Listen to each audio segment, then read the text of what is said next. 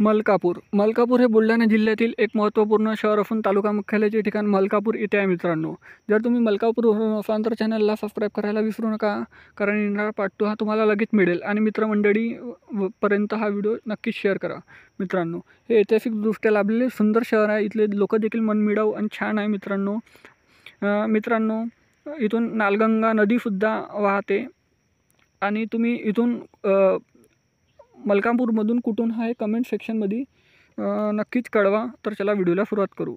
बुलढाणा ते मलकापूर हे 45 किलोमीटर अंतर आहे 1 तासाचं. ह्या इथलं चौक मलकापूरमधलं. ह्या इथलं मलकापूरचं बसस्थानक मलकापूर एडाणे. एडाणे म्हणजे बाजूला बसलेलं छोटंसं गाव या शहर म्हणू शकता. ह्या इथला गुरुद्वारा मलकापूरमधला. आणि हा आहे मलकापूरचा नकाशा मित्रांनो. चॅनलला सबस्क्राईब करा, कारण मलकापूरचा पार्ट 2 सुद्धा येणार आहे.